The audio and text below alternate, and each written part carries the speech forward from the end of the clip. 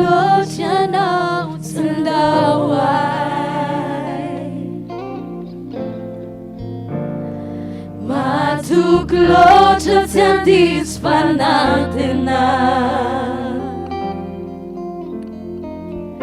Fufunau zantam ni fiainaku Kasapaku akeiti Matu gloria tandawai Okay, banza na susunod ay lazo matu gloria tandawai Jesus yo Matu gloria tandis panatena Oh, it's not puro funauza Tami fiainaku Katsapaku akeiti Matu gloria tandawai Hiro matu gloria tandawai Matu gloria tandawai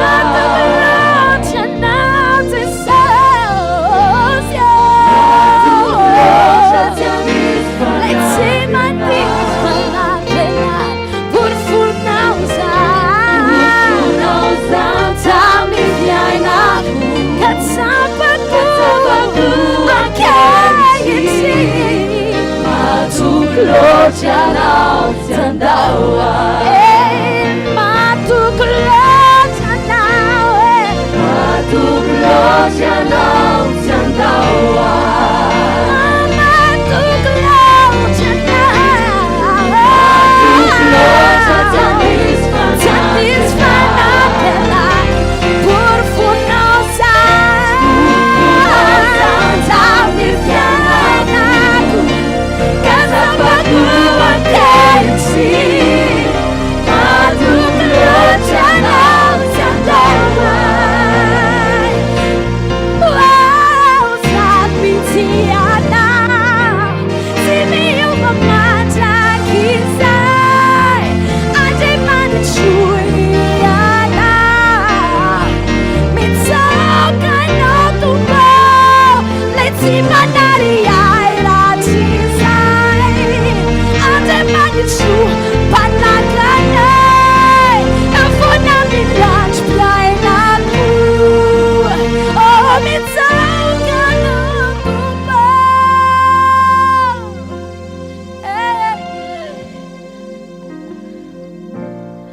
Matu gloria tandawai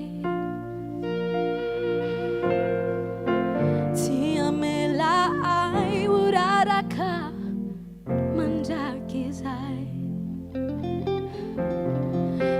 Fizai zanakau asanitanano Aseunau akeiti Sarbidloti masunau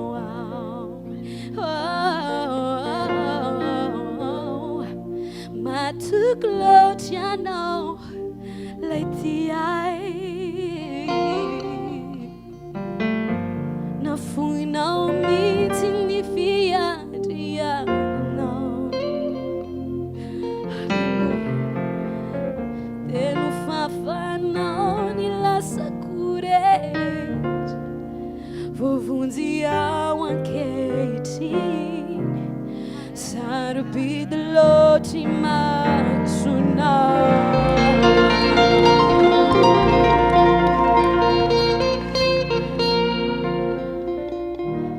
Hallelujah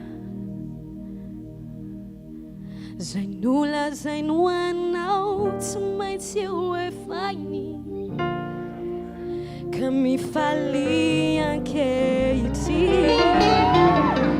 Sarbidloti masunyana A ver como não é Zainotonuanau daderaini Kami fali akeiti Sarbidloti masunyana Hallelujah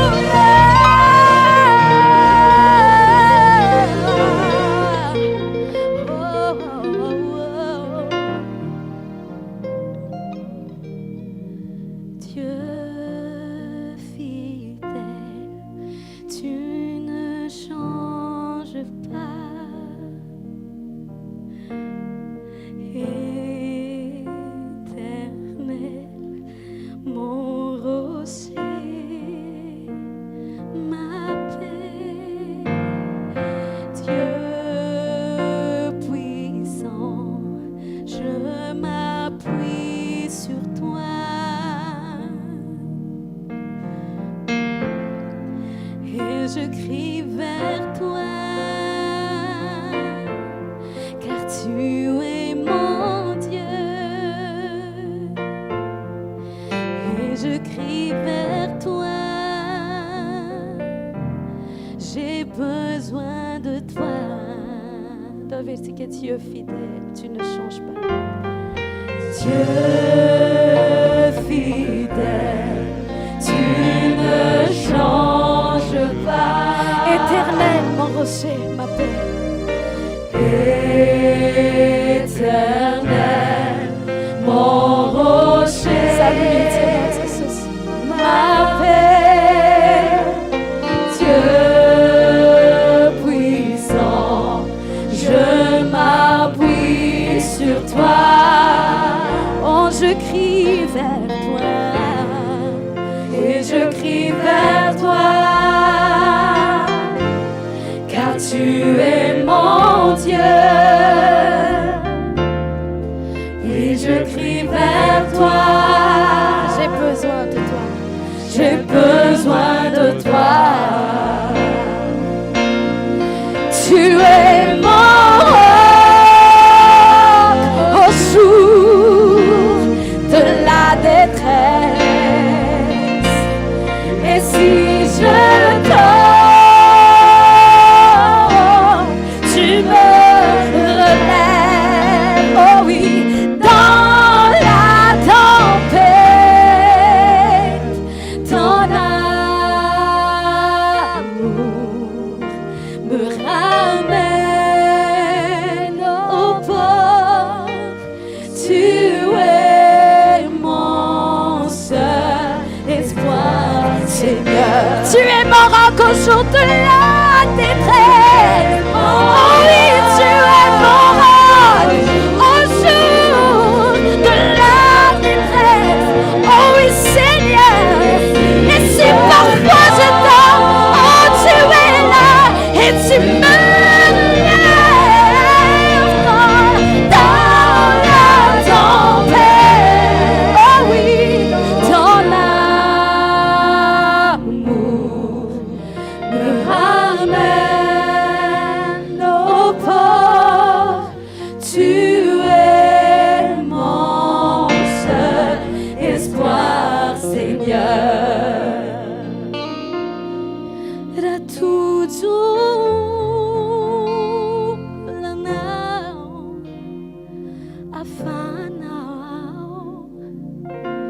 Ratuzu adiau, amfaire sinau, fitia vanau, numitu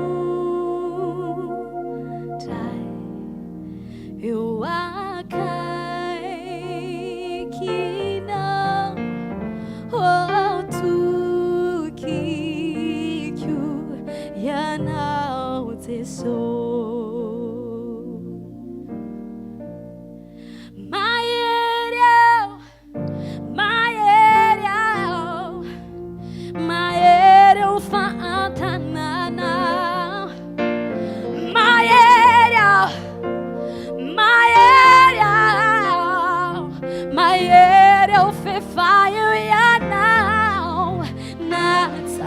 No katafat sanganijay. Amen.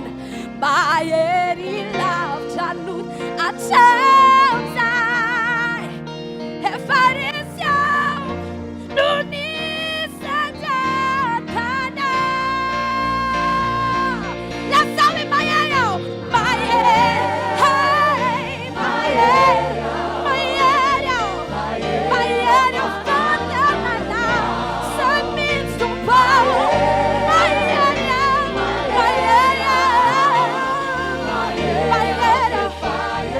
Let's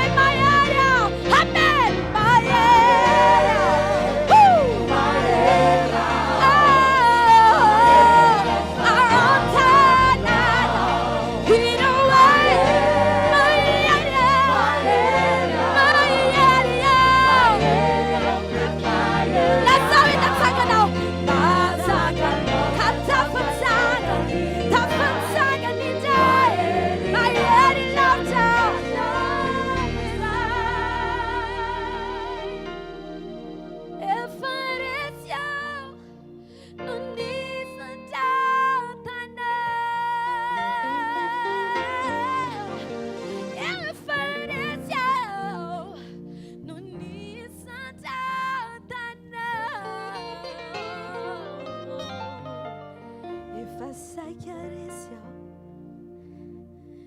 no indro natsakanao.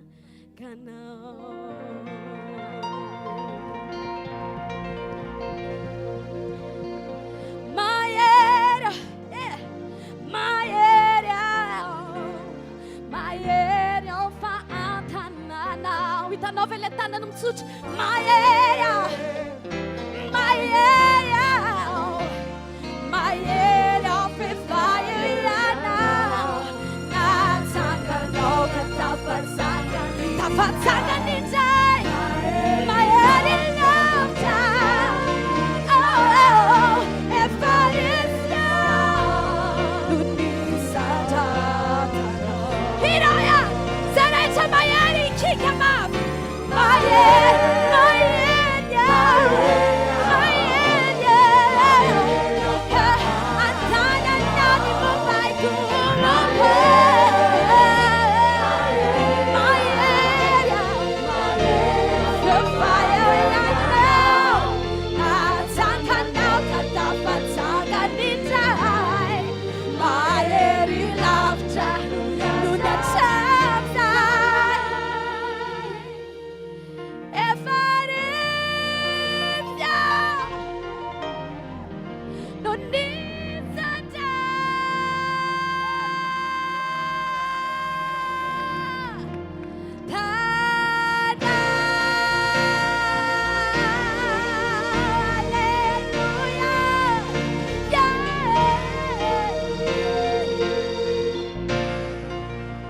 Alleluia, alleluia. Ten'Andriamanitra miteny hoe zay malemy zay kely ery aoka iky izy hoe mahery. Ao anatin'ny zavatra iainantsika amin'izao tena mampianatra mihitsy Andriamanitra. Ary rehefa tena manaraka an Jesosy ianao anatin'ilay circonstance dia tsapanao mihitsy fa mitombo ianao. Zavatra rehetra manodidina ohatry ny ataon'ny devoly hoe ianao ary ve dia tena ho anahy manokana tena victoire be indray mijoro eto andrano. Tena heloko mihitsy hoe ty nofo ty mandalo, zavatra rehetra mandalo fa ny finoko an Jesosy ilay hery nomeny ahy tsy afaka kitikitian'izaniza sy nininomen. Zany no afahako mikikika andrano hoe mahery aho, tsy hoe satria izay nitany masoko hoe matsiaro hereraka voan'ny sery aho marary ny lohako dia izay no mamaritra ny heriko.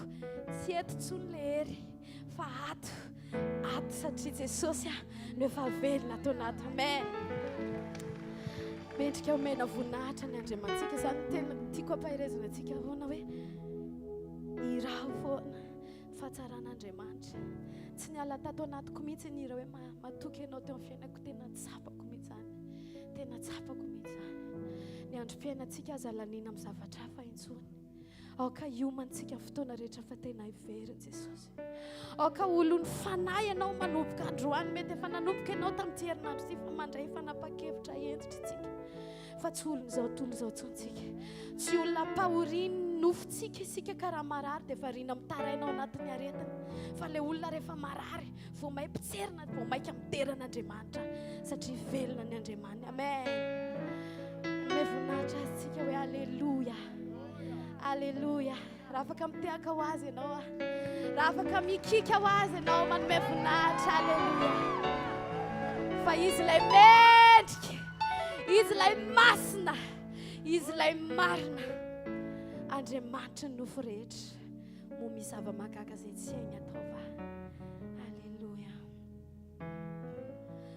Alleluia.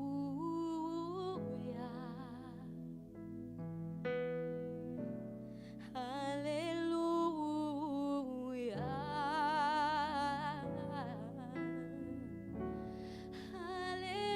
Alleluia. Ho anao tompony tompo. Tsotra fotsiny tonkira milaza hoe alleluia ho anao tompony tompo.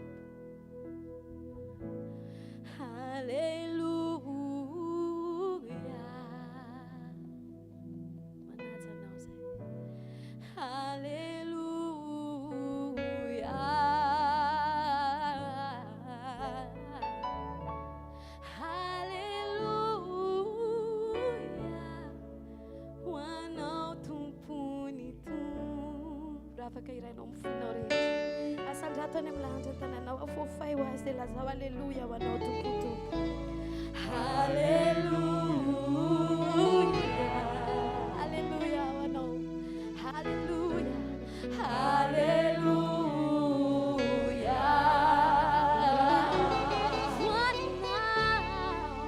Haleluia. Ho anao tompony tompo.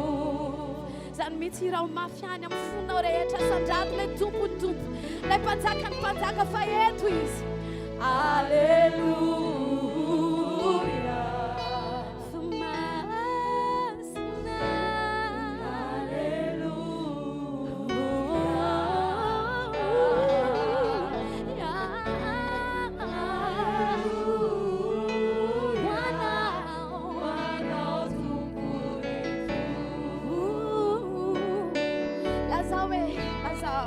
Lazao. Medica.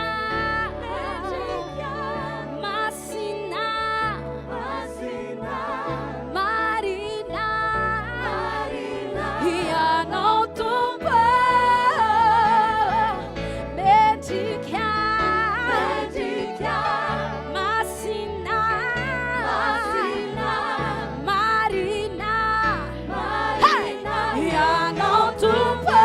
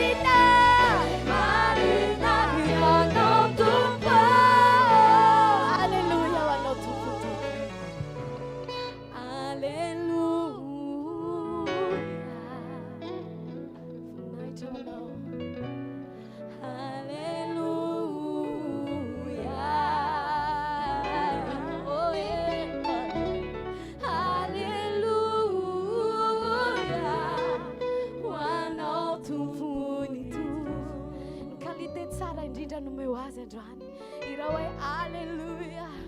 Oh, hallelujah. When let me picture que I'm says up and the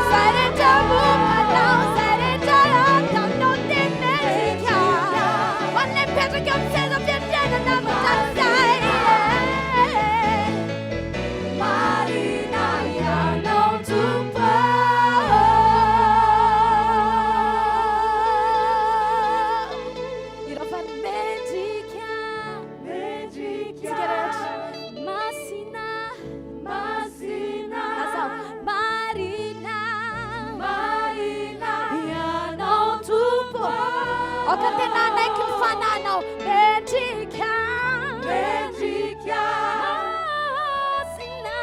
Masina Marina Yanotumpa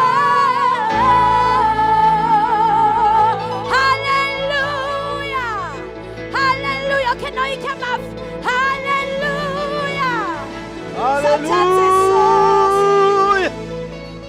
Antsika iorakora ka mafy be eo amin'ny mpanjaka ny mpanjaka sy tompony. Mba fantatrao tsy anao ndray segondra fa Andriamanitra. An'Andriamanitra ndray segondra eo amin'ny fiainanao. Ny fijoroanao androany misy fofinaina miazona. Izy ilay mendrika omemboninahitra mandrakizay satria izy no antom-pisiany ny zavatra rehetra, izy no antom-pahariany ny zavatra rehetra, izy no miazona ny zavatra rehetra amin'ny herin'ny teniny, izy ilay tsy miova mandrakizay fa mpanjaka mendrika mandrakizay, atolotra azy ny fiderana ambony indrindra fa tsisy mihitsy ny tahaka azy amin'izay Andriamanitra. Hosana miavo indrindra ho anao mpanjaka ny mpanjaka sy tompony tompo Jesosy Kristy avy any Nazareta. Ndaontsika iorakoraka mafy eo amin'ny mpanjaka ny mpanjaka. Halleluja. Tompo tianay ianao amin'ny fonay rehetra ny ankofanay eo anatrianao, amin'ny fananay ny anekehana tanteraka ao anaty ny falebiazanao. Indro ny nofo rehetra makasitraka anao fa mpanjaka mandrakizay ianao. Sotrany amin'ny fitondranao, sotrany amin'ny famondram-ponao, sotrany amin'ny fitehirizanao. Fa rehefa misainy izay Jesosy eo dia mahatsapa ny alehibe ny herinao. Halleluja. Rehefa misainy fitiavan Jesosy ao sy izay rehetra nataony tamiko dia hiantso mafy aho hoe Halleluja. Isaorako azy ny fitiavany famsaina ny fitiavan Jesosy ao sy izay rehetra nataony tamiko dia hiantso mafy aho hoe Halleluja. Isaorako azy ny fitiavany.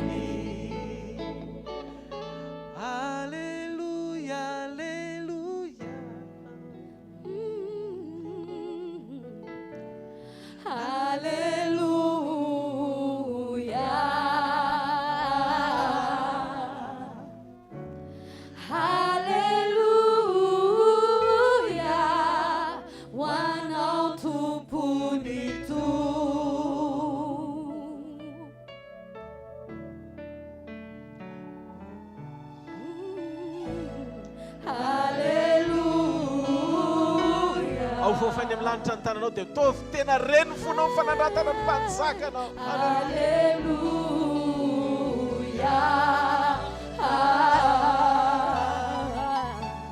Halleluja. Ho anao tompony tompony. Halleluja.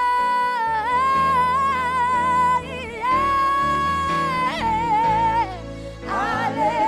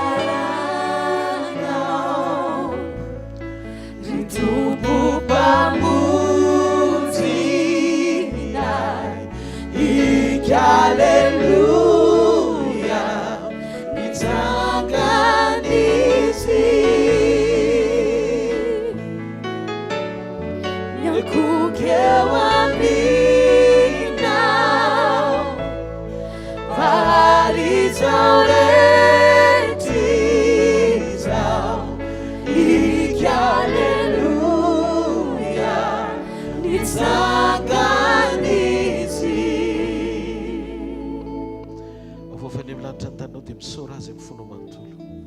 Makasitraka tompony amin'ny fitehirizanao, manome voninahitra anao ny amin'ny fierovanao, misaotra ny amin'ny fiantohanao Jesosy, ny fitehirizanao ny fiainam-pananay, ny aminao mijenao anay amin'ny fahasari-piaro Jesosy, ny amin'ny récupération isan'andro Andriamanitro, noho ny fitiavanao Jesosy. Makasitraka saotra Jesosy, makasitraka Jesosy, saotra ny amin'ny fitehirizana, ny amin'ny fijoroana amin'ny fahasarotam-piaro amin'ny fiainanay isan'andro, ny amin'ny fikarakarana anay Andriamanitra, ny amin'ilay mbola ahafahanay miteny hoe toy izao zahay satria noho ianao Jesosy. Tsisy afa-tsy ianao rery, ary tsisy afakaka ny toeranao mandrakizay, fa ianao ilay izy eritreretrako mandrakizay. Saotra Jesosy, matsapy izay ny fahamarinana ny teninao hoe fa na dia mandeha mamaky ny lohasaloko ny fahafatesana azy ianao dia tsy atahotra ny loza zahay satria ianao no miaraka aminay isan'andro isan'andro. Makasitraka Jesosy. Saotra ny amin'ny fifadikanana nanomboka tamin'ny latsinainy mandrak'androany, ny amin'ny fitehirizana ho anay tsara avy mbola afaka mifantoka aminao, fantoka amin'ny teninao, manome lanja ny sitraponao, manome anay mandrakariva fanambarana isan'andro, manaitra anay sy mampijoro anay eo programa sy ny sitraponao mandrakizay. Halleluja, ho anao mifankasitrahana mandrakizay. Mitenena Tompo fa miaino anao zay amin'ny anaran'i Jesosy. Amen. Ndao tsika ity tanana mafy be, ataovy mafimafy ihany. Halleluja. Faranantsika amin'ny halleluja mahafinaritra be aloha ny ipetrahantsika ho an'Andriamanitra. Mahazaho toerana tompoko. Halleluja. Jakoba 5:7-7.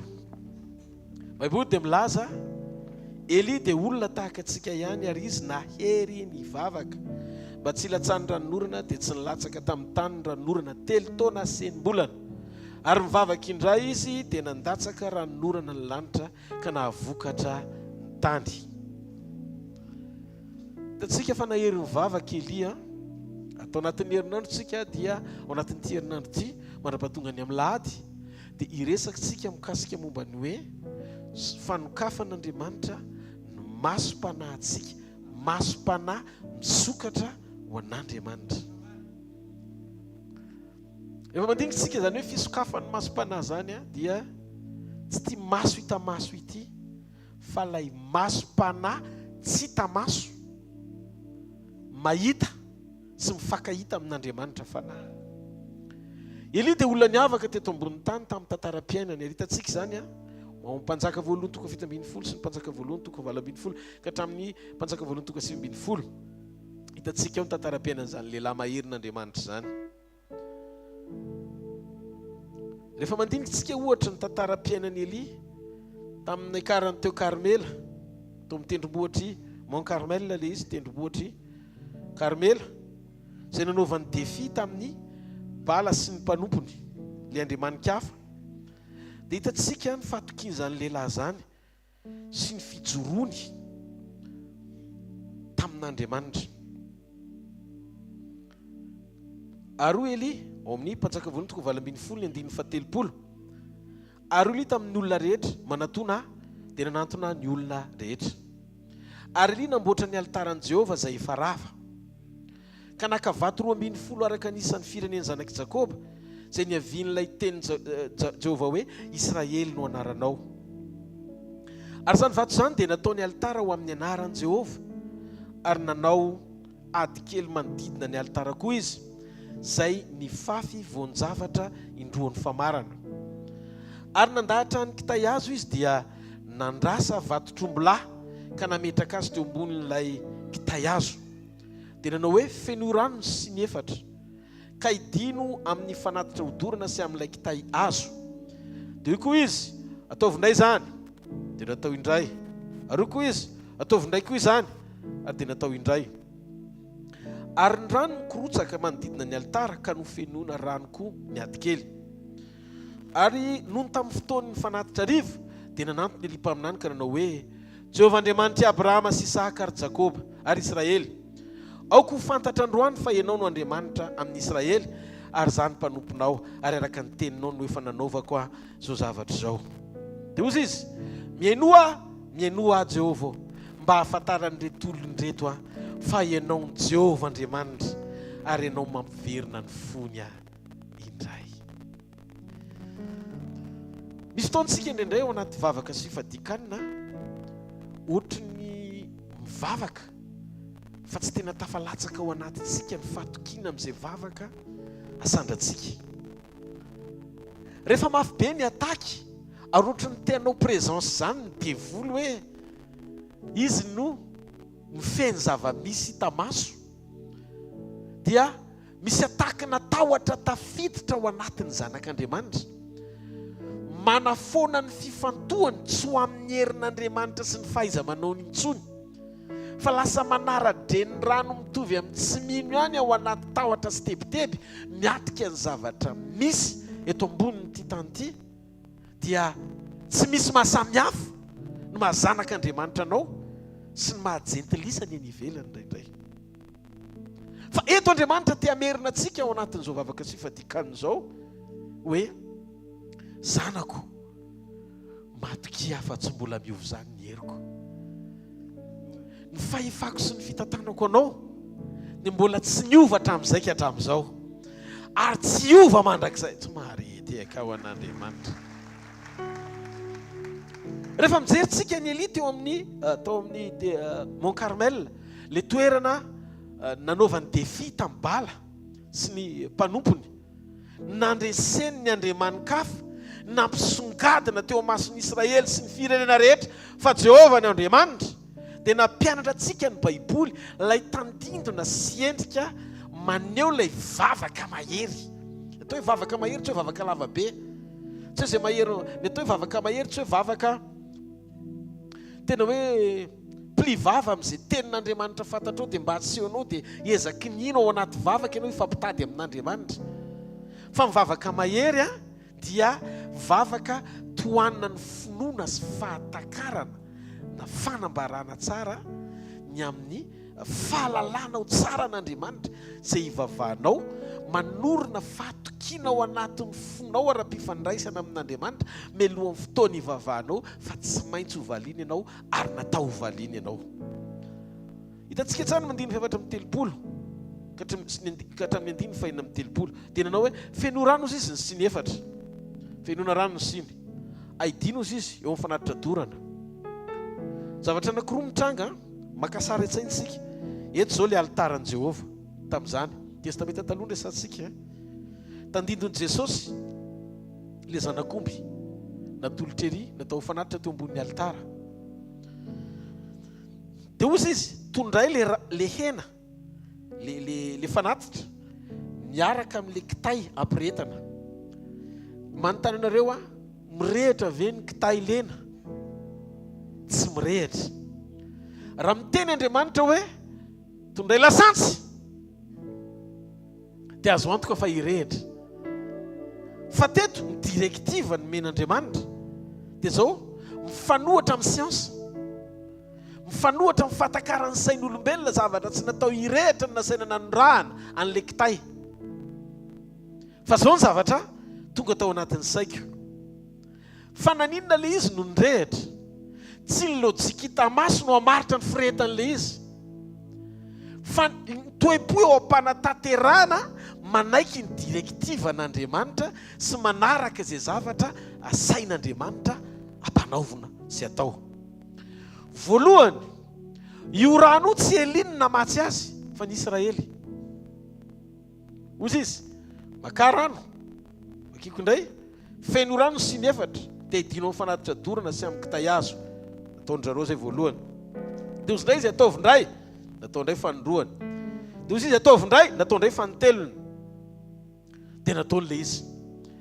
Tiako fantatsika tamin'izany fa 3 taona sy tapany tsisy ranonorana. Noho izany isaky ny misy rano. Ny rano zany tamin'izany dia zavatra sarobidy satria ireo olona manovo rano ireo zany maina ny tendany, te hisotro rano. Noho izany tsitsina be mihitsy le rano, fa zay kely sisy ananana aza dia atao izay tehirizana azy mba hahafahan'ny fianakaviana sy ny mpianakavy misotro sy mivelona. Satria tsy jus no mamelona anao, tsy jus fa rano. Ny rano zany tandindo ny fiainana, tandindo mpamelomana ny olona ny rano.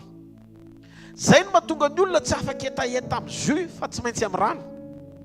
Noho izany sarobidy be le rano, kanefa ozy izy Eli atondra eo amin'ny altara le zavatra sarobidy. Manao sakrifisy zany le olondreo, sakrifisy avy any amin'ny olona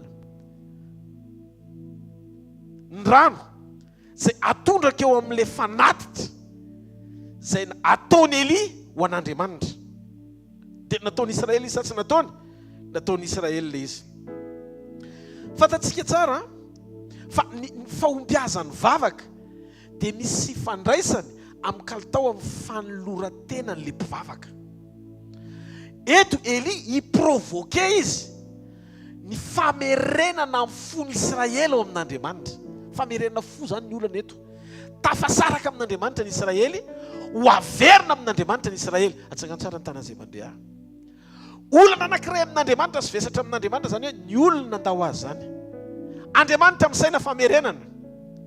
Ary Eli nanana fo an'Andriamanitra anaitra ny Israely hiverina amin'Andriamanitra.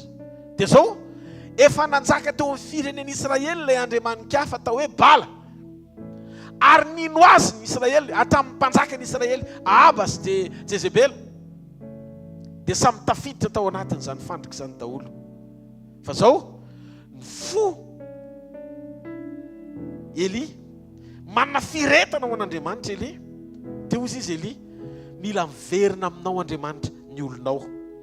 Koa satria famerenana amin'ny laoniny le vavaka amerina ny olona amin'Andriamanitra, dia ozy izy Eli nisy heviny ara-panahy daholo ny zavatra nasainy natao. Na vitany Eli nampitodika ny sain'ny Israely anao fanatitra sarobidy teo amin'ny fiainany. Mihoatra lavitra noho ny zavatra rehetra ilaina tamin'izany ny asarobidiny rano, satria tsy fisian'ny rano aloha tsisy petrôle fa misy rano. Toy izay betsaka petrôle fa tsisy rano. Raha betsaka rano eo amin'ny tanàna misy anao dia velona ianao na tsisy petrôle aza. Fa raha petrôle betsaka fa rano tsisy dia ho faty any ianao. Mihaino avenanao sa tsy mihaino? Fa zao ny zavatra nitranga. Ozy izy alefa le rano, zany hoe le sarobidy hianterana sy akina amin'ny fiainan'le olona no nentiny nararaka teo amin'le fanatitra, araraka, arina. Ohatry hoe arina le izy, satria na tokony izy tokony hosotroana le izy. Zany hoe tsy any amin'le tena filan'le olona le izy, fa any amin'izay ilan'Andriamanitra azy, zay le fifadikanina. Tsy le nofo velomina amin'izay mampangetaeta azy, fa ny fafan'le nofo resy lahatra anome o sy anome an'izay mampangetaeta an'Andriamanitra. Nomena an'Andriamanitra le rano, tandindo ny fanoloran-tena, tandindo ny fanoloran-tena sy fanoloram-piainana ho an'Andriamanitra. Nanome ny Israely naverina itelo. Le voalohany maneho ny endriky ny fanahy sy fiainana ho an'Andriamanitra. Nomena indray le fandroany endriky ny amina na ny aina ho an'Andriamanitra. Nomena ny fanotelony endriky ny fanolorana ny tena zay maneho ny fahafenoan'ny olona.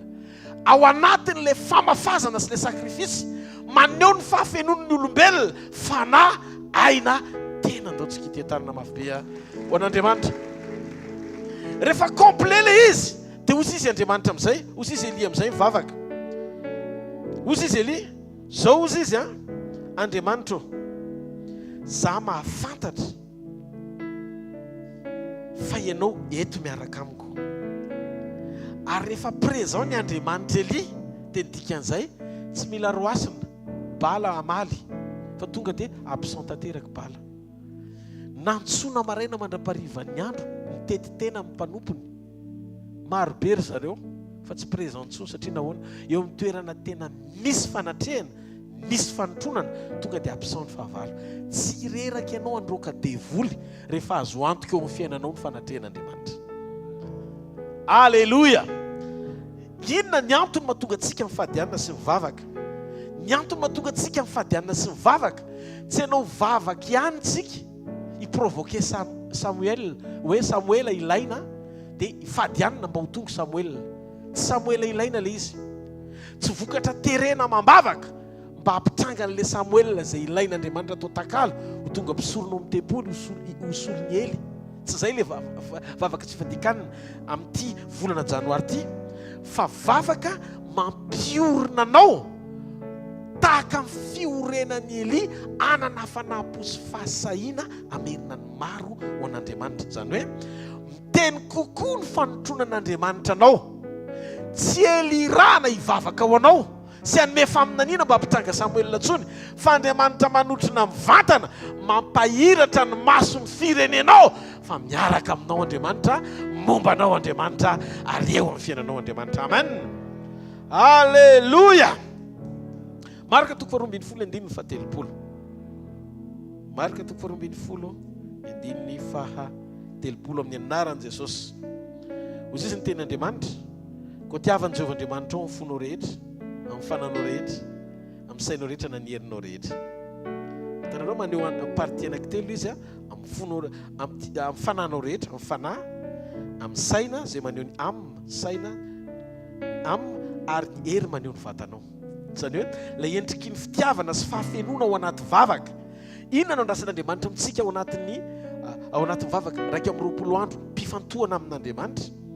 Ny momba antsika manontolo, vitantsika mentoraka sy manolo-tena mametraka ny momba antsika rehetra eo anatin'Andriamanitra. Izany hoe ny fiverenan'ny fonao sy ny fitiavanao en package feno sy tanteraka ho an'Andriamanitra, fanahy, aina, teny.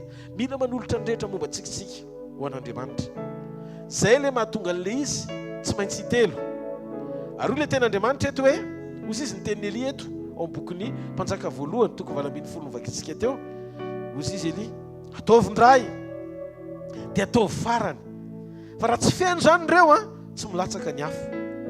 Ny afo tsy hoe maiky anao démonstration ana force Andriamanitra, hoe mba ho hitan'ny Israely, mba ho hitan'ny olona zany fa miaraka amin'ny Eli Andriamanitra. Tsy izay le izy, tsy ny ahitan'ny olona fa miaraka amin'ny Eli Andriamanitra, fa ny tonga ny olona anaiky fa misy ilay Andriamanitra izay efa nilozan'ny olona, ary Eli ny fantso nampinoana hanokatra masom-panahin'ny olona hifankahita aminy.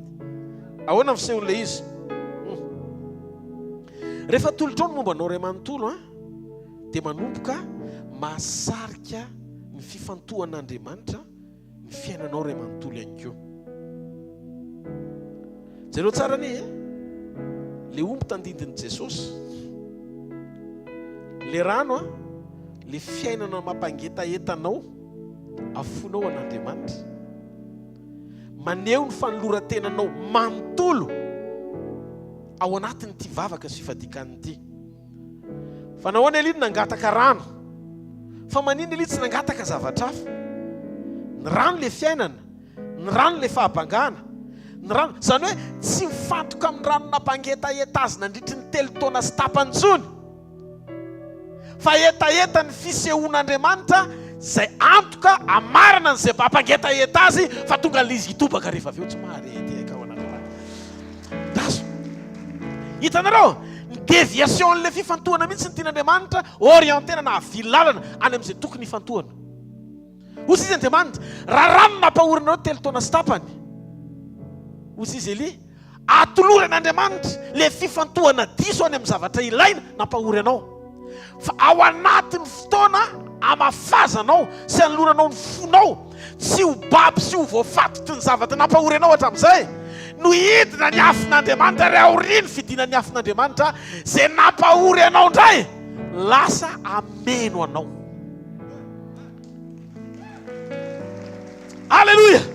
Taoriana kelin'io ny sasasasa ny rano, ary mahafinaritra amin'ny Eli ry havana. Zay no mahatsara n'le toe-po tsara fiombonana amin'Andriamanitra.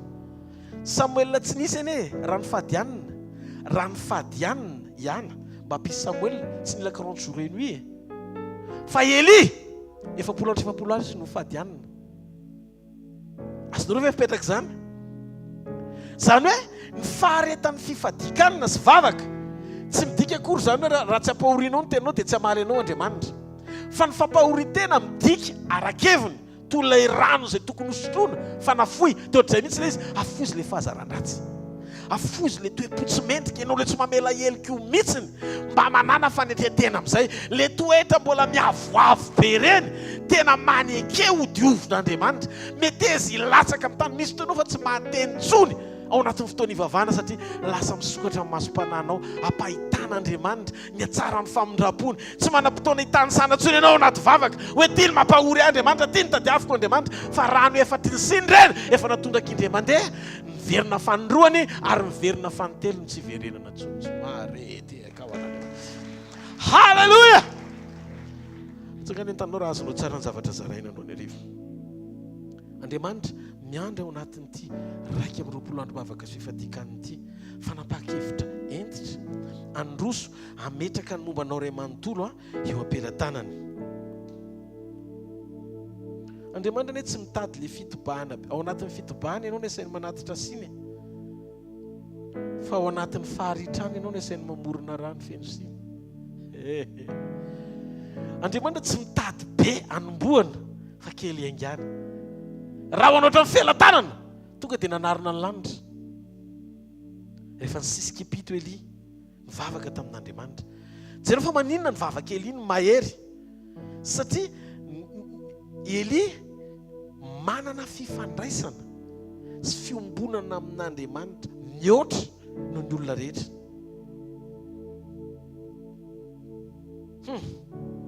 zay nampangetaeta ny olona nasainy natolotra tsy avy any aminy any izy fa avy any amin'ny olona dia midika fa le fanoloran-tena sy fanoloram-piainana mihitsy no andrasan'Andriamanitra ao mandra-pahatonga ny rafaka pitso mbola tokony afaka hisokatra mihoatra lavitra noho izao ny fiainam-panatsika menakavy fa ataovy zay fahafahana ahafahanao tena manome ny kalitao tsara avy ao anatinao raha-pifatohana atonga ny fanahinao ny ainao sy ny tenanao tena ho tafaray amin'Andriamanitra rehefa mivavaka isika dia mila azontsika antoka fa manolotra momba antsika rehetra eo amin'izay hivavahantsika ny vavaka tsy ny elohavany fanoloran-tena tsy ny elohavany fanoloranao ny momba nao ray manontolo amin'Andriamanitra satria zany ny takian'Andriamanitra zany mahatonga andreo manana toko faharoambin'ny folo ny andiny faharoa milaza atoloro izy ny teninareo rahalahy ho fanatitra velona masina sitrak'Andriamanitra fa fanompom-panahy mety ataonareo zany na hoe fanompom-pivavahana ny vavaka tena kasitan'Andriamanitra tsy ny zavatra Jesosy tsy tonga mba hamaly zay ilainao aloha fa ianao ny fantohany noho izany raha tsy tanteraka ny fanoloran-tenanao dia manana an'izao fandresen-dahatra zao ao anaty tsy misy na inona azoko atao akoatry ny manokatra ny ao anatiko ho tsara fiombonana amin'Andriamanitra sy fanoloran-tena aminy aloha misy fotoantsika tonga ho fotoana mivavaka tsy misy afa-tsy zavatra tadiavintsika amin'Andriamanitra foana no misokatra amin'ny vavantsika tompo mivalim-bavaka ampio taio arovy ataovy be ositra zany rehetrarehetra zany zavatra ilainao eto ambonin'ny tany Andriamanitra ny olona anankiray tsy tokony andray na inona amin'Andriamanitra aloha raha tsy efa avy nisokatra ho an'Andriamanitra atao anatina fanoloran-tena ino ilay fanoloran-tena tsara andrasan'Andriamanitra amintsika isika manolotra ny fanahintsika ny aintsika sy ny tenantsika eo amin'ny alitara tsy marety akao an'Andriamanitra teneno ny akaikinao ianao ny tanjony hoe momba anao manontolo ny tanjony fa tsy ny amaly ianao aloha hoe amin'izay ilainao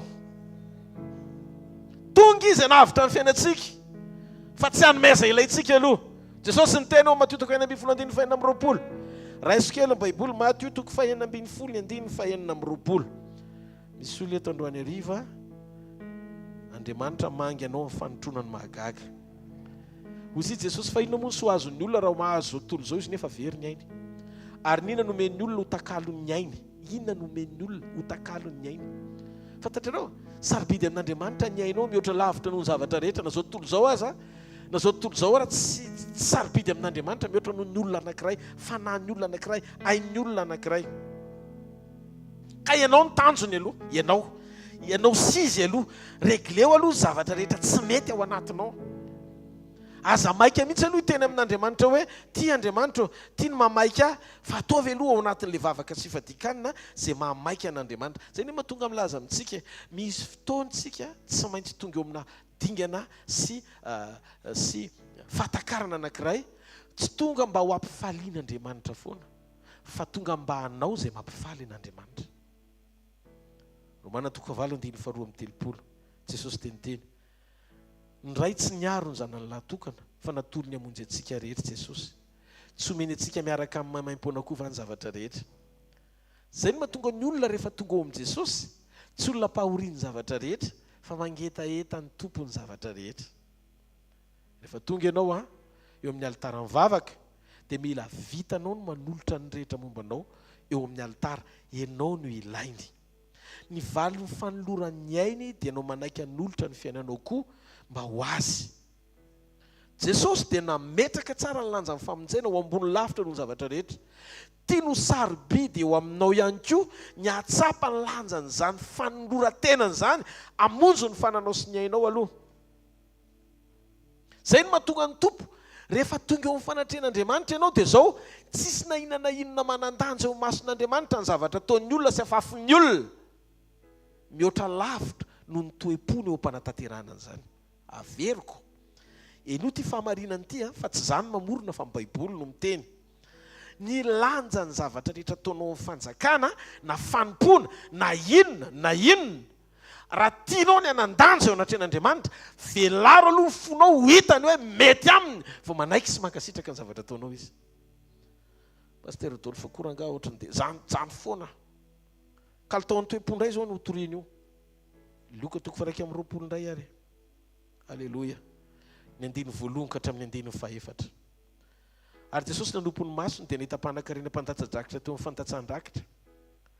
Ary nahita mpitondra tena malelo anankiray koa izy nandatsaka farantsakely roa teo. Dia ozy izy lazaiko aminareo marina tokoa fa io mpitondra tena malahelo io efa nandatsaka be noho izy rehetra. Fa ireo rehetra ireo dia tamin'ny haben'ny fananany nandatsahany tao amin'ny rakitra, fa izy kosa tamin'ny fahantranony nandatsahany fivelomany rehetra zay nananany. Ny kalitaon'le izy tsy any amin'ny quantité, tsy any amin'le fabetsahany zavatra latsaka, fa any amin'le qualité ny toe-po eo am-pandatsahana. Le mantra mety ny hafa izy satria raha ampitany amin'ny habetsahany zay nanany ny hafa ny teny am-pelantanany dia kely. Fa Andriamanitra mahita fa ny rehetra taminy nalatsany tao am-pandatsahan-drakitra. Inona ny tiany Jesosy ho tenenina? Ny tiany Jesosy ho tenenina dia zao, tsy mioraka izy rehefa feno ny kitapo. Satria tsy any amin'ny quantité sy ny fabetsahany zavatra latsaka mahatonga n'Andriamanitra iorakoraka hoe alleluia satria avotra indray aloha zany ny programa rehetra sy ny zavatra rehetra tokony atao.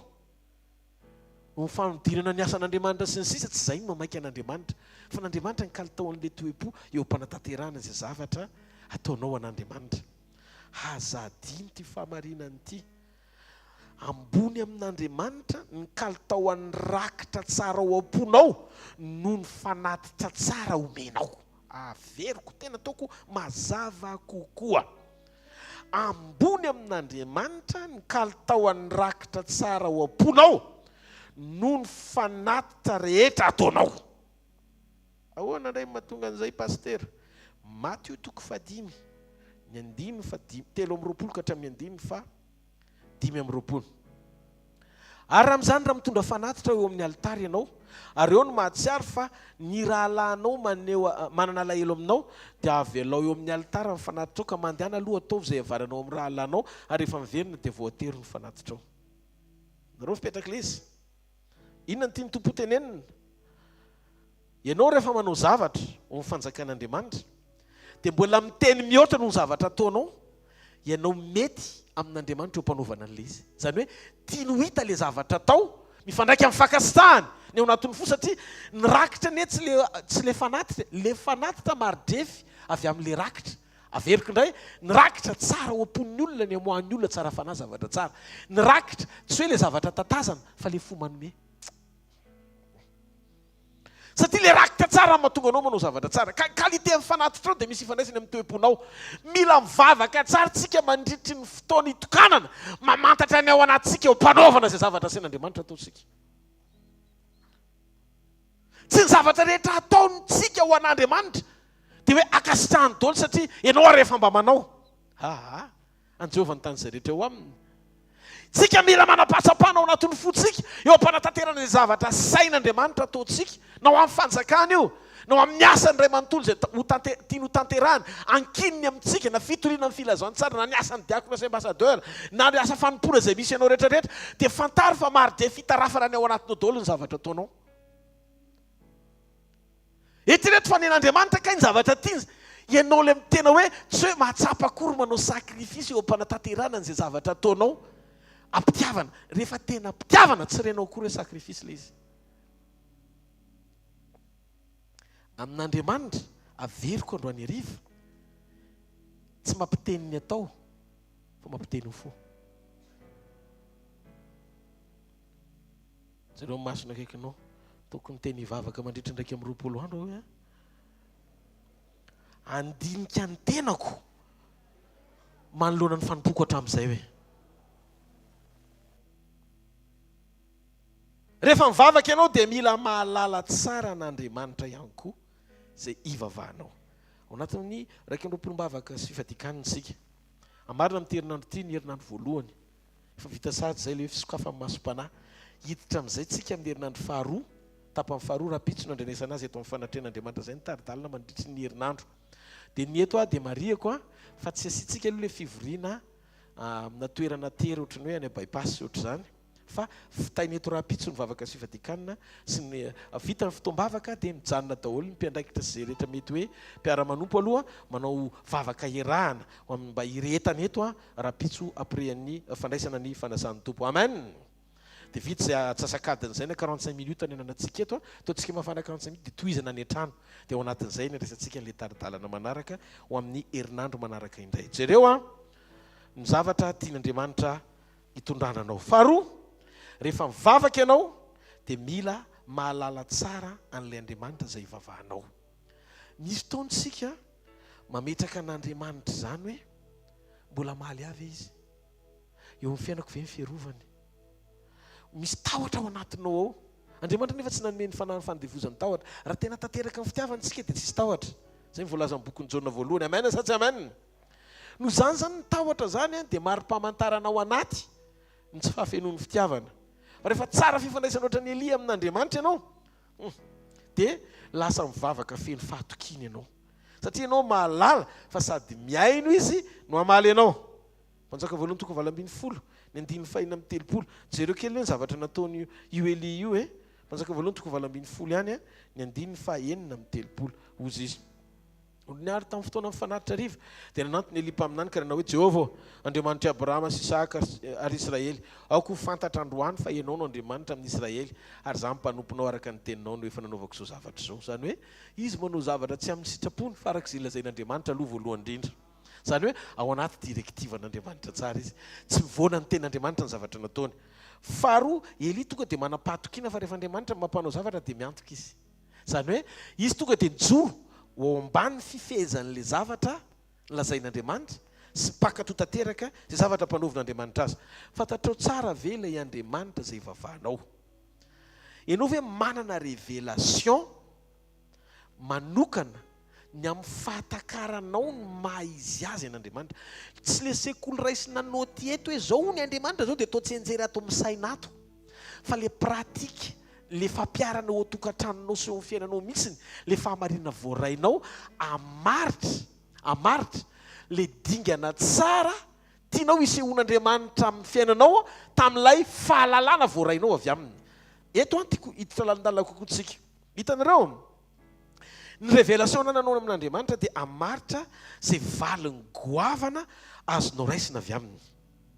Mila minontsika, mahalala tsara tsika fa Andriamanitra dia afaky ny hainao anao na amin'izay zavatra tsy takatry ny sainao azy. Eto tena tsisy idirany amin'ny fahaiza-manao ny Elia mihitsy ny andatsakafo avy any an-danitra andevona mifanatitra. Fa Elia sûr fa rehefa ivavaka izy dia hiaino azy Andriamanitra.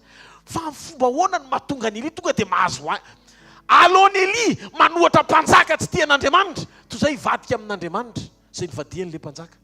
Andriamanitra ny tsy hitany maso fa ny mpanjaka afaka tonga dia eo dia mahita mahazo grady izy, mahazo voninahitra eo amin'ny fotsiny. Fa Elia tena honnête izy.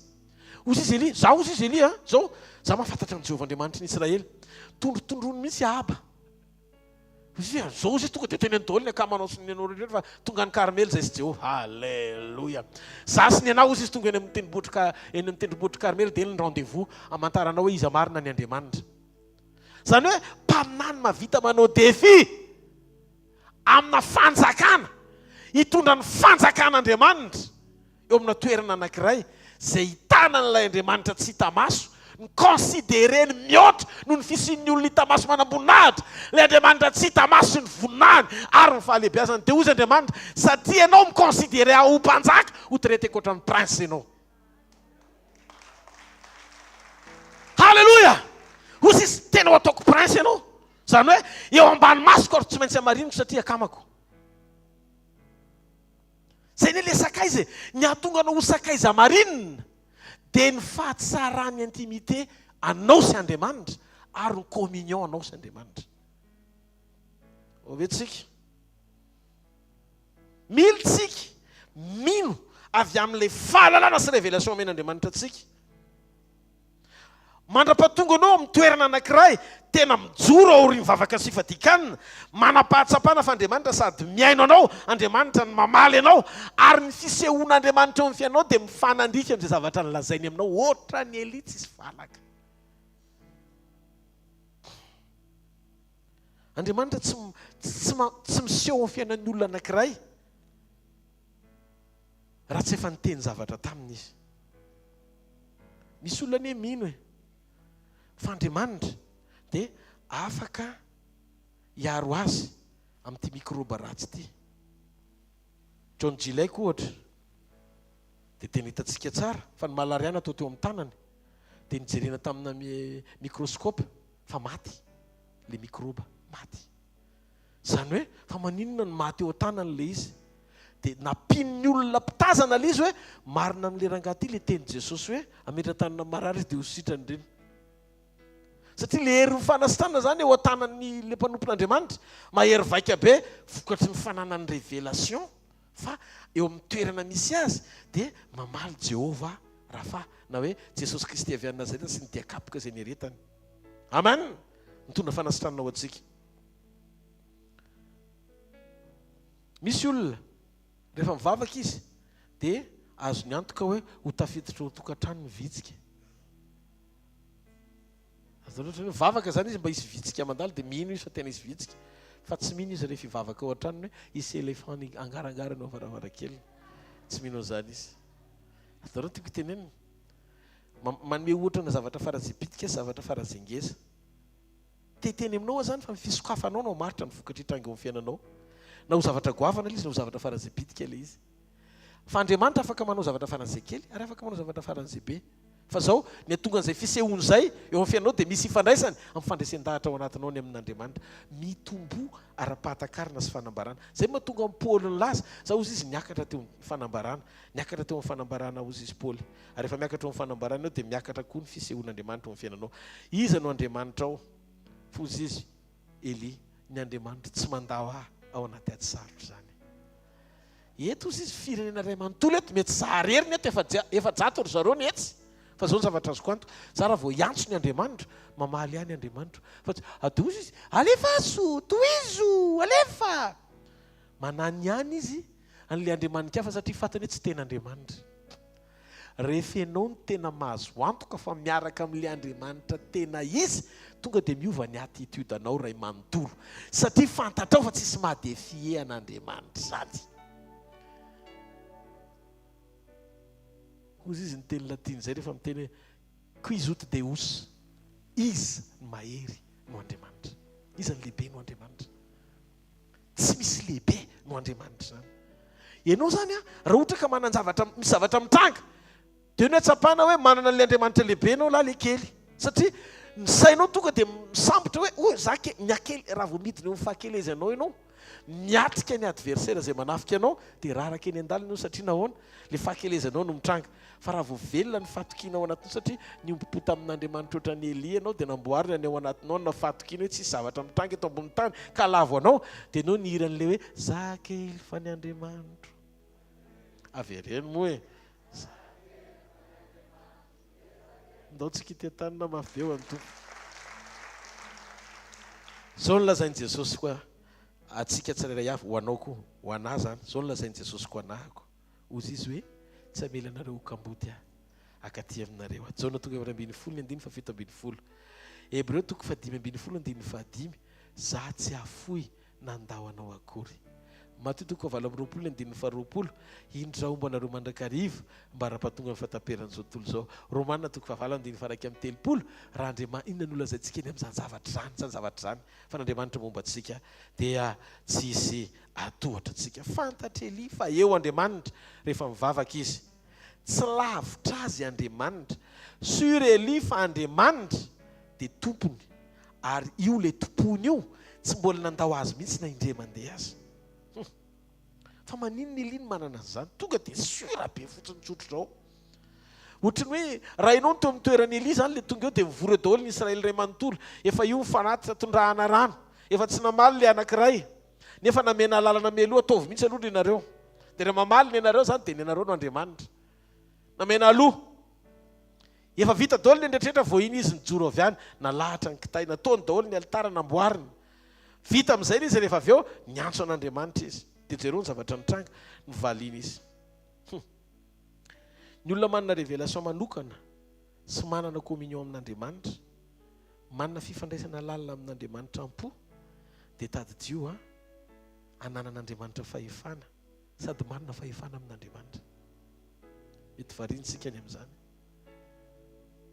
Eli tsy mila miantsoantso mafy fa Andriamanitra tonga dia miaino. Sotrany le mpaminany bala be marenina be antsony nefa tonga dia manary an-dalina satria nahoana tonga ny mahery kokoa mahery lavitra noho izy. Eli mino izy fa rehefa miantso dia valiana sy miaino azy Andriamanitra. Andriamanitra ny fanekeny ozy Eli ny Andriamanitra. Mahalala n'Andriamanitra ozy izy Eli.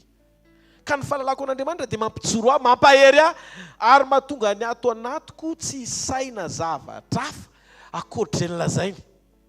Na tsy hitany masoko aza ny Andriamanitra dia considéreko izy. Ajaiko izy fa masina izy.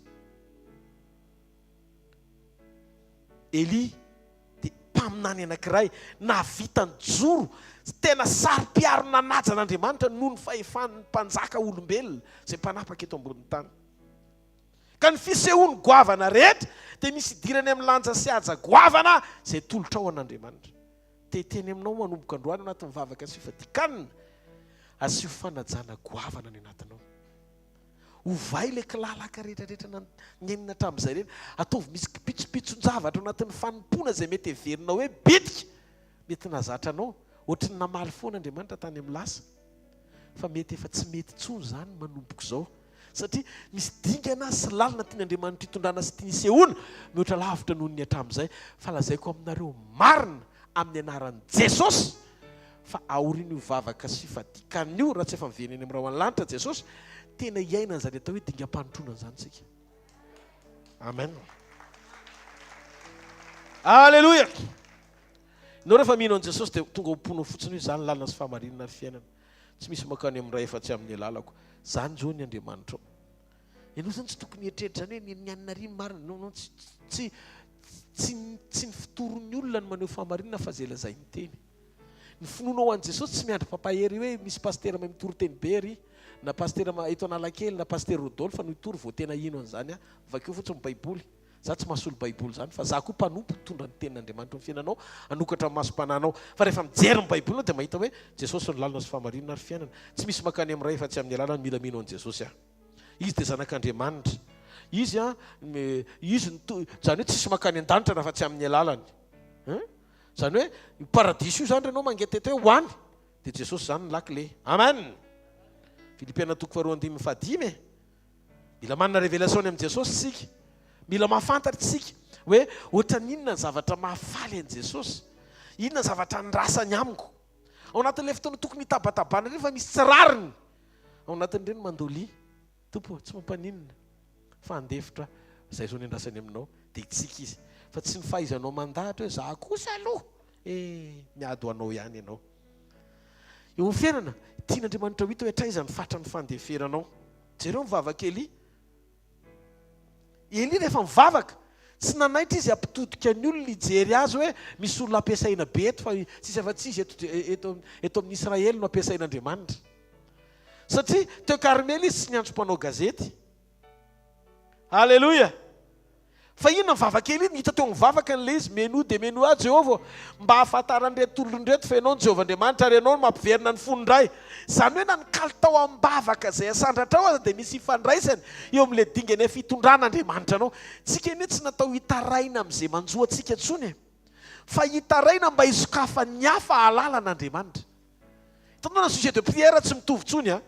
Efa manomboka miditra any amin'ny sehatra bebe kokoa hivelaran'ny fanjakan'Andriamanitra mba hahatonga ny fifalian'Andriamanitra ho tanteraka tamin'izay efa niaretan'i Jesosy hamonjy zao tontolo zao.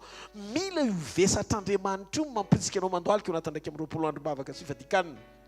Problema tamin'izay efa ny antsika foana ny nataontsika efa tsy nisy. Andao mba haneo an'izay tadiaviny amin'izay. Halleloja. Manaitra ny maro hitodika amin'Andriamanitra fa tsy mampitodika ny maro hijery azy.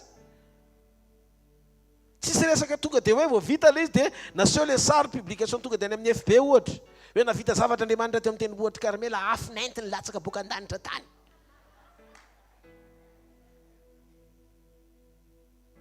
Vita ilay asa tsy niteny tamin'Andriamanitra izy nanteny andohalika amin'izay. Aiza amin'izay izay ho Andriamanitra tamin'ireny asa goavany ireny tokony mba misy jerevanao kely ihany atompo a. Manampiasaina tamin'iny tsy vavaka mitaka izay azy. Fa vita mifagagana nositra goavany ireny kosa ve tsy mba misy vokany avy eo tompo a.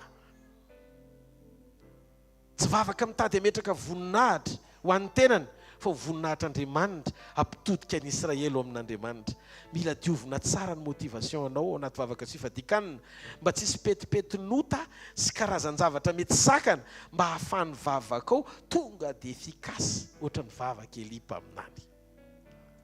Rehefa ianao zany mifantoka tsara amin'izay zavatra tena tian'Andriamanitra dia tsy ho latsaka ao anatin'ny fandriky faninanana mandrakizay zany ianao. Satria tsisy ao anatin'ny fonao hoe maika ianao iseho mba ho deraina sy ho hita maso fa ampiasain'Andriamanitra. Rehefa mety ny fonao dia tsy maintsy homembonahitra amin'ny alalanao io Andriamanitra na tianao na tsy tianao rehefa mety ny fonao. Io ny motivation anatin'ny fonao mihitsy nitaravana an'ilay izy. Fa raha mbola te ho stara dia izay ny ataranao amin'ny fanotronana.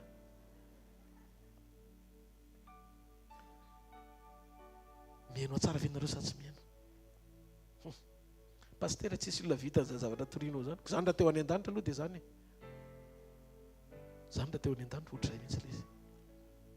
Ny akabeazan'ny olona manana krizy ny olona hoe mba te aneo ny maha izy azy sy ny fisehoany eo amin'ny maha olombelona azy. Fa raha mandinitsika ity elipa aminany ity tena tsisy vavaka naseho mihitsiny anehoana ny tenany. Fa nanilika an'ilay fanehoana izy ho amin'ny fisehoan'Andriamanitra. Jehovah izy porofofo ianao no Andriamanitra amin'ny Israely. Zany hoe ny tao am-po zany motivation ny iveren'ny Israely amin'Andriamanitra. Fa tsy ny maika ho ampiasain'Andriamanitra mba ho hitan'ny olona hipartisipe hiakory ao anatin'ilay programa mpiverenana ahitana fa tsy maintsy eo izy vao mety ny fiverenan'ny maro amin'Andriamanitra. Mila mitandrina isika fa rehefa tsy lalipaka ny fanompoantsika dia tsy maintsy endrika ivelana io fanompony io. Rehefa tsy latsaka ao anaty ny fitiavana an'Andriamanitra dia lasa azakaza-pifaninanana no mahatonga anao mivavaka sy mifadianina. Na ny motivation anaty mivavaka sy mifadikanina aza zavatra hafa mihitsiny. Raha vao tsy mitandrina elanelana kely fotsiny tonga dia mety anakana zavatra goavana. Zay no mahatonga ny fanotronana tsy mety active tanteraka 100%. Satria nanetsika sady mivavaka ao anaty mivavaka sy fadikanina nefa mametraka ny fisitsika amin'izay fomba ampiasan'Andriamanitra antsika ho mihoatra lavitra no izay andrasan'Andriamanitra amintsika. Aleo no izay zavatra izay aloha dia netepem-dohana tonga dia hitsaingana. Satria izao tsy mampahazo aina ny fanotronan'Andriamanitra zany. Dia eo ianao gaga amin'izay. Ndaso hita lalandalina kely. Gaga ianao satria mivavaka. Aiza ihany ary Andriamanitra ilay fanotronana. Ahoana ary Eli tonga dia iny ny afo milatsaka avy any an-danitra hita maso. Ianao ve ny afona hatramin'izay? Izy Andriamanitra, zay fa namangy anao mba hahafahanao mifankahita amiko amin'ny tontolo ara-panahy. Fa ny fonao tsy manaiky. Izao mametraka kely ianao, mametraka kely foana ianao ny fisianao. fa tsy mametraka ianao ny fisiko mba afahako mitarika ianao any amin'ny antom-pisiny ilako anao. Ohatra betsaka mivavaka sy mifadianina, ianao mivavaka ohatra fa misy fabangana eo amin'ny fiainanao, mety tsy manambady ianao, tsy mananasa ianao, ohatra zavatra hita maso, ameko ohatra ny zavatra hita maso ohatra ny ana ohatra tsy misy Samuel valim-bavaka tiana iseho satria misy fanesoana mampirisika ianao hivavaka. Misy antony zany ilay izy, tesongadina iotra no ny hafa, zany hoe raha ela loatra le fotoana dia mety mieritreritra ianao hoe taraiky ianao, dia mila terena mambavaka izay mba hananjanaka ianao, latsaka ao anaty fampitahana amin'ny fiainanao amin'ny hafa fotsiny. Dia izy no ampiasain'Andriamanitra ny famantarana sy fahagagana indray raha paster ianao, dia izay ampiasaina mihoatra tsy maintsy miseho eny, tsy vavaka sakrifisy tsony ho amin'ny tanjom-pamerenana ny hafa fa hisongadinana ny fampiasana anao mihoatra noho ny sasany. Dia ilay tsy voatery ho tenenao eny am-bava fa hita amin'ny ataonao fotsiny, satria rehefa tanteraka ilay izy ka miseho ilay vokatra dia etaka ianao. Tanareo, le eo amin'ny nofo mampahorony ao anatin'ilay fanompona, le motivation diso, mila vonono zay raha tiantsika Andriamanitra tonga dia joro hoe eto ahako. Fanontronana ndresako eto rehefa mivavaka, aza mivavaka tereny filana, aza mivavaka apolisian'ny nofo mody ara-panala izy, fa misy tanjona raha nofo manaraka kely ihany ao, satria nahoana lay maizahoaha ampisongadiny tanteraka na amin'ny fanompona na amin'ny asa izay endran'Andriamanitra anao, ny fahalebiazana zany voninahiny zany izay mahasari-piaro azy, mba tiany ho hita ny fanekenao fantsona aneo ny fahatsarany, dia ho hitanao fanotron'Andriamanitra. Ataovy eo am-ponao mamenona ao anatinao, tompo zao tontolo zao ataovy mahalala fa efa nisy ezaka ngeza be Jesosy nataonao tamin'ny fanoloranao ny ainao hamonjy azy. Nataony Elia dia nalala izy ny lanja ny mahampanopin'Andriamanitra azy fotsiny. Fantatra Elia tsara fa Andriamanitra dia miaino tsara azy, mamaly azy. Halleloja. Arozy izy raha fa akasitrahan'Andriamanitra fotsiny dia tsy maintsy mivaly ny zavatra rehetra. Jona 2:14-20 ohatran'ny Jona ihany Elia. Ary fantatsika fa raha mangataka zavatra araka ny sitrapony isika dia miaino izy. Elia tsy mba niaino ny zavatra hitany, tsy mba niaino ny zavatra reny zany, reny tetany zany ny sofiny, tsy mba nifantoka tamin'ny zavatra hitany masony zany, fa naneo izy ny maholo ny fahamarinan'Andriamanitra azy mandehandeha. Tsy olona misakana fa toe-po tsy mety ny manakana an'Andriamanitra tsy afaka anao zavatra. Tsy olana no mahatonga antsika hivavaka amin'Andriamanitra koa, fa zao izy dia fantatsika fa raitsika rehefa tsara ny fiombonana amin'Andriamanitra dia mipetraka ho azy ny confiance mampapahan'Andriamanitra. Dikan'izay papahako tsy mandao azy zany, ny haiko tsy azo ny devoliko tiany zany, manam-pahefana ny momba an'aray manontolo, ny Andriamanitra rery manam-pahefana ny momba an'aray manontolo, tsisy afaka niditra tsehatra kasikasika momba zany ankoatran'Andriamanitra. Halleloja. Ary ianao rehefa mandeha amin'ny fahamarina sy mijoro amin'ny fitiavana an'Andriamanitra dia mitombo ny taham-pahasahiana ao anatinao, ananantoka fa mahasari-piaro an'Andriamanitra sy anak'Andriamaso ampelantanana ianao. Ho hamarinan'Andriamanitra tamin'ny alalan'i Jesosy sika, ary mila koa tsika mizotra maka amin'ny lalan'ny fahamasinana hiainantsika an'izany fahatsarana zany eo amin'ny fiainantsika. Voalohany, aza adino fa Andriamanitra miandry anao mikeo-ndalan'ny olona anankiray tsy mandeha amin'ny fahazaran-dratsy intsony. Esory io fahotana mahazo, aza kristianina variana fotsiny mentehitra hoe fahasoavanao matoy izao aka, ninona ataoko tia ianao. Marina zany, tianao Jesosy fa tsy tia ny ota zany. Andriamanitra tsy tia ota mandrakizay. Raha nafony Jesosy rehefa tao amin'ny Jesosy ny ota, nefa niny zany nalahtokana faran'izay tia indrindra, dia ivereny kely ndray ny ota rehefa nialana, rehefa avy eo dia hitanao fa raha mbola namana aminao Andriamanitra, tsy mahafantatra olona anankiray mpakafy ota zany Andriamanitra. Andriamanitra ne mahita sy mandreny rehetra fa tsy ndrehetra mivaliany. Ary tsaroa koa fa Andriamanitra tsy mitady fanomezana ivelany fa mifono sy ny fiainanao no hamaliny ianao manokana. Io zany amboary tsara io fo eo, ataovy mifanaraka amin'izay kasitran'Andriamanitra. Aza velo teny mahafinaritra fotsiny teny rentsika ao anatin'ny sekoly isaky ny zoma hariva, manova pratika eo amin'ny fiainana. Ao an-trano zao rehefa misy zavatra mitranga dia hitanao mihitsy hoe tena en position ny olona tokony asika ianao, dia mba mianatra mangina ohatra. Maro ny kristianina tia mifadianina fa mitoetra ao anatin'ny tsy fahamasinana. tia mizara teny fa tsy miaina akory amin'ny zavatra toriany. Nisy fotoana mba tena mila fitsarana kely ohatr'izao mihitsy aloha andiny tena hoe atraiza marina ary lasa makaiza raha neny ny trompetra dia nahoantsika. Mila teraka indray tsika. Zay efa nateraka indray oi fa le fahaterahan'ny fiainam-panahinao ao anaty hitarafina amin'ny zavatra ataonao. Verena makatao tsara an'Andriamanitra aloha. Miandry ny zanany hijoro amin'ny fahamasinan'Andriamanitra. Te hamaly Andriamanitra mifatokinao hiaina ny fahamarinany. Tadio fa rehefa niodina ny Israely efa 100 taona nafohy tany. Tsy nahita fanatrehana fa nomeny lamosiny. Zay no mahatonga ny Mosesy tsy mbola natrehany. Satria tsy miendrika anatrika an'Andriamanitra ny olona tsy nandray famonjena. Tsy mahare ty haikao an'Andriamanitra. Raha tsy tonga Jesosy tsisy fanatrehana zany, tsy manatrika ny olona Andriamanitra. Fa nihitany Mosesy hatramin'izay lamosin'Andriamanitra. Alleluia. Nomeny lamosina ny Israely. Nandritry ny 100 taona. Niantso fa tsy novaliany. Fa tonga ny fotoana nidina izy, ny fidinany indray mahatsiaro izy. Ahoana ny atsapako fa navelany ny eloko. Ary hoe nony tanteraka amin'izay ho anaty vavaka sy fifadikanina.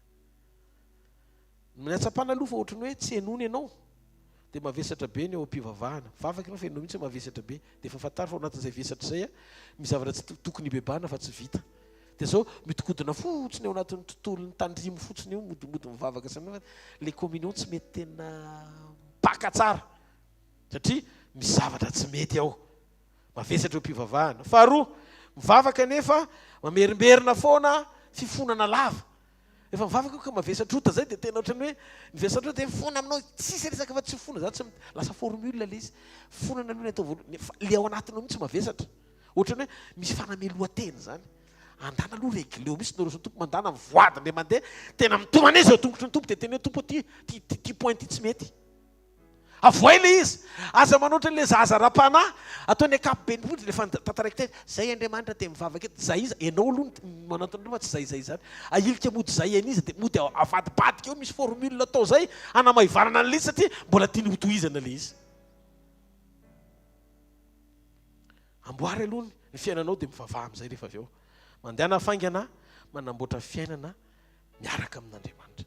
Anatin'ny teraka amin'ny 20 andro bavaka sy fadikany ity, tapany voalohany ty herinandro ty ataovy misokatra ianao ara-piombonana amin'Andriamanitra. Ny olona marary, ny bevoka, ny mampinono, ny reradreraka, minana sakafo fa sokafo fotsiny foan'Andriamanitra. Tsy sakafo anie ny sakany fa ny fifantohanao amin'Andriamanitra ny zava-dehibe. Mba hatonga anao tsy atambolombolo ny fampianarana maro samihafa. Ivily lalana tsy anatena ny fiverenan'ny mpapakatra dia taditio vokatry ny tsy fifantohanao amin'Andriamanitra daholo ireny. Androany hariva mino fa azonao tsara ny zavatra nizaraina teto. Rehefa hivavaka dia inoko fa ho tafatoetra tsara sy ho tafiorina tsara ny tsirairay avy eo am-piandrasana ny fiverenan'ilay mpapakatra. Tsy fantatranao androany hariva na ho androany hoe alina na ho rapitso maraina fa ny fotoana rehetra mila vonitsika. Amen. Ary aza matahotra fa rehefa omenao izay mampifaly an'Andriamanitra, tena ataon'Andriamanitra izay mampifaly ianao. Miaraka amin'iny efa mizavatra karakaraina any ambadika any tsy maharety haika ao an'Andriamanitra. Andriamanitra anie miasa amin'ny fotoana rehetra. Miasa amin'ny fotoana rehetra izy. Satria tsy marombaka amin'ny tanany. Miasa izy tsy misy mahasakana. Amen. Rehefa izy mijoro miaraka aminao, tonga dia tadidio. Fa lasa ohatrany hoe fantsona tsara eo am-pelatany ianao afaka manivaka izy. Tsy voatery hivavaka lavabe anao vao miseho ny voninahitr'Andriamanitra. Tsy ilainy zany rehefa mety ny toe-ponao. Fijoronao fotsiny tonga dia manova zavatra be dehibe. Zany zao androany mino fa fisianao eto fotsiny dia nova zavatra be dehibe ao manodidina anao. Afaka ny nivaka Andriamanitra androany rehefa mahita toe-po tsara eo ampanompoana azy ho voninahitr'Andriamanitra. Ndao tsika ity-tanana mafy be ao an'ny Tompo. Alleluia. Aza misy miala aloha anao fanatritsika ao an'Andriamanitra. Aorian'izay dia hiverina hivavaka ao anao sy ametraka ny tsodrano an'ny androany manokana. Sa mihotain'Andriamanitra afaka mandroso ny filazana.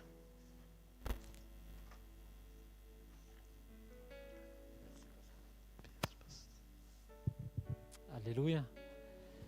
Ndao aloha tsika hiteka mafy ho an'i Jesosy. Misaotra an'i Jesosy tsika ny amin'ny teny fa tiantsika loatra Andriamanitra. Filazana rapitso moa zany dia amin'ny fito maraina ny fotoanantsika eto Fotoana anasan'i Jesosy antsika tsirairay avy iray latabatra aminy.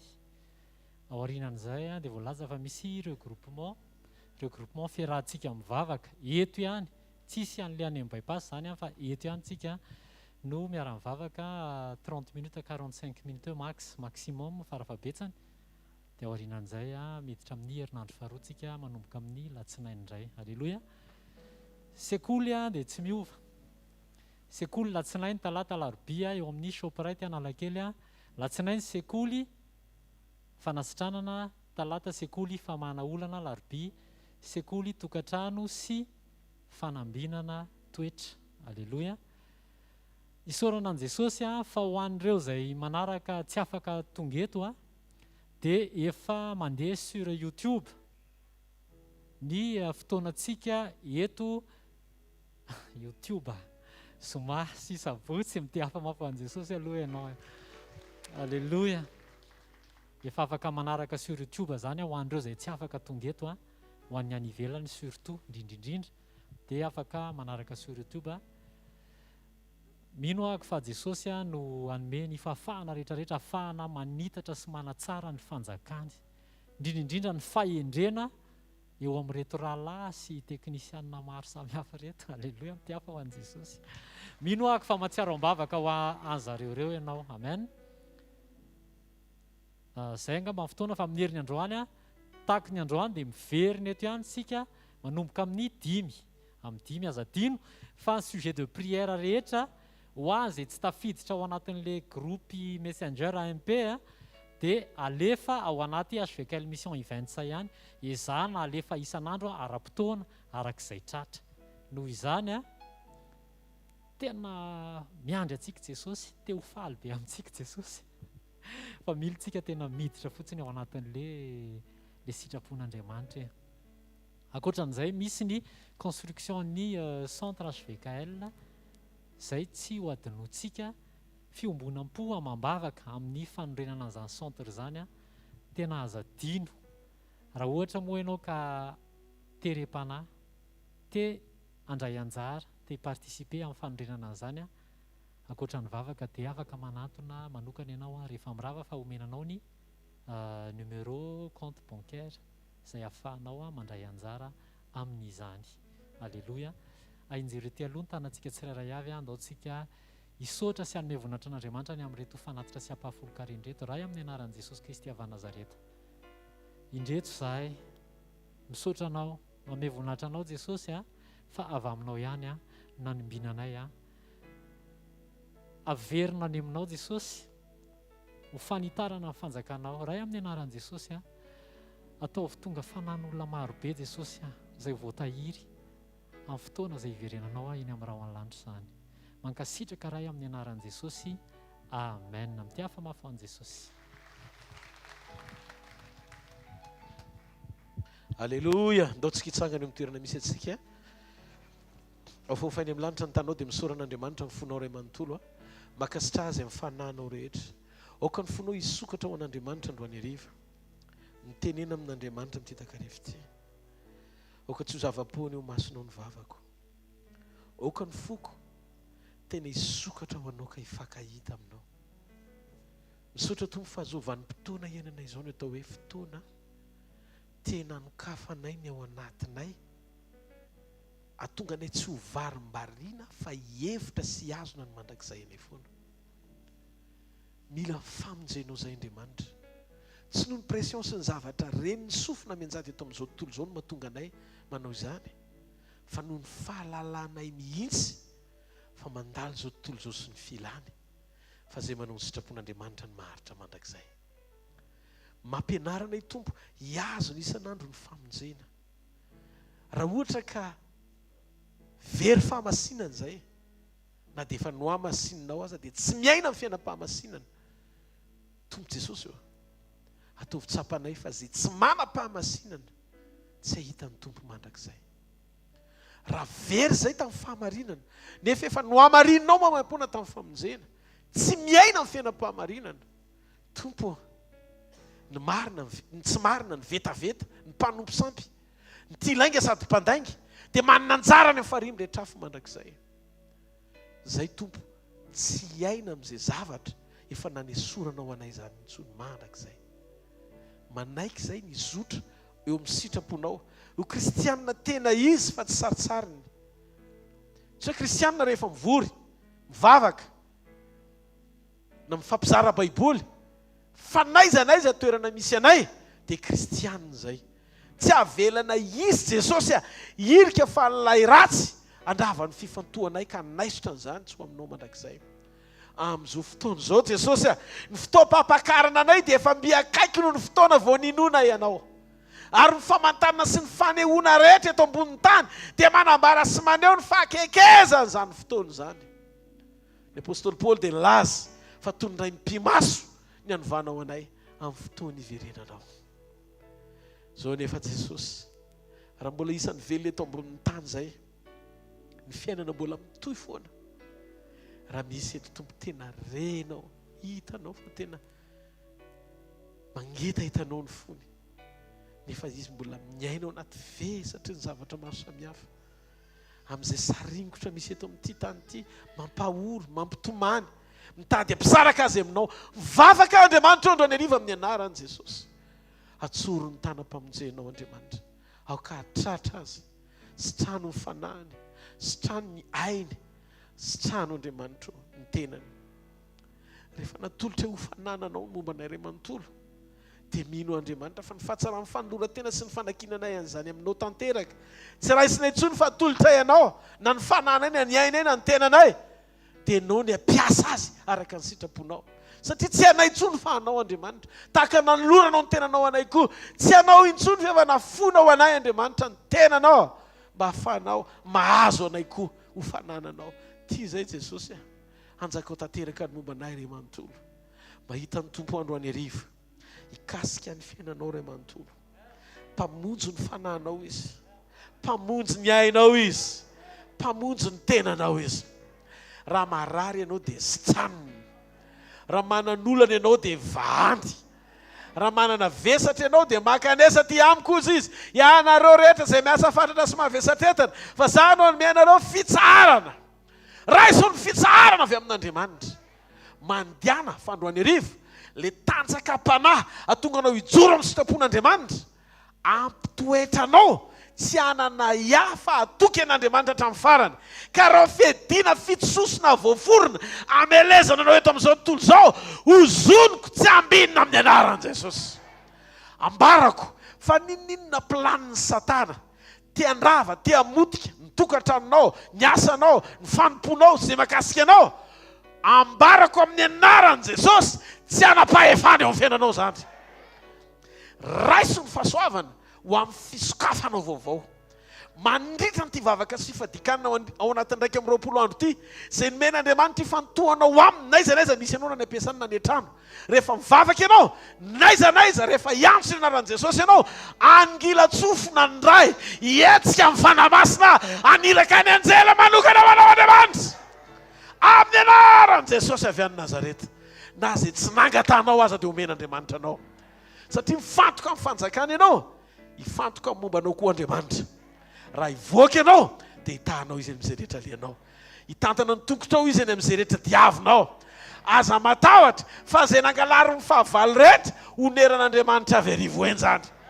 Tsisy tontolo ka izay zavatra rehetra tokony anao ka tsy hiverina any aminao zany. Fa naizanaiza misy an'izany, na avy any avaratra, na avy any andrefana, na avy any atsinanana, na avy any atsimo, naizanaiza misy an'izany, antsoko zany andro any arivo ho eo aminao izay tokony ho anao. Amin'ny anaran'i Jesosy Kristy avy any Nazareta. Tononoko ny fiainanao amin'ny fiadanana sy ny fitsarana. Tononoko ny fiainanao amin'ny fiadanana sy ny fitsarana. Tsy ho raraka mandrakizay zany ianao. Ny aretina rehetra ho afahan'Andriamanitra. Ny rofo rehetra ho esorin'Andriamanitra. Izay tsy nambolen'Andriamanitra rehetra ongotan'Andriamanitra. Mandiana andro any arivo fa mifanaintenana miaisotra. Ny vesatra ao mitratra anao mialo zao. Fa seposeporina rehetra miaisotra daholo. Asiana fefy manodidina anao, ny ran'i Jesosy hiaro anao ny amin'izay rehetra alenao. Naizanaiza hijoroanao dia ho eo Andriamanitra. Izay nararaka amin'ny finoanao izy le tompo sy mpanefa amin'ny finoanao. Raiso amin'ny anaran'i Jesosy. tsofoko rano amin'ny anaran'ny tompo ianao ho ambinina sy ho salama amin'ny zavatra rehetra tahaka izay nambinina amin'ny fiainam-panahinao ihany koa. Tsofoko rano ary tsy mandidy ianao amin'ny anaran'i Jesosy mandehana amin'ny anaran'ny tompo fa hitanao ane Jehovah ka iaranao. Mpamirapiratra ny tavany aminao ane Jehovah ka mindra fo aminao. Anandratra ny tavany aminao ane Jehovah ka mianao fiadanana. Amin'ny anaran'i Jesosy Kristy avy any Nazareta. Amen. Zareo ny fahasoavana. Fa ny fahasoavan'Andriamanitra ny matoy izao fa ny fahasoavan'Andriamanitra ny matoy izao anareo. Fiadanana ne ho aminao, ho feno ny fanahy ijorosay.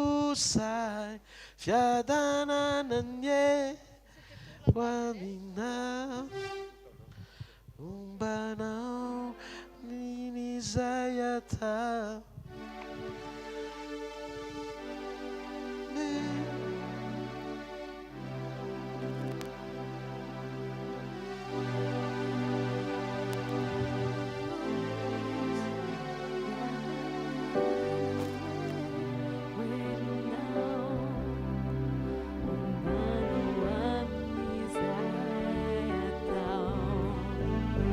Fiadanana nie wanao, ufenu ni fanay iturusay.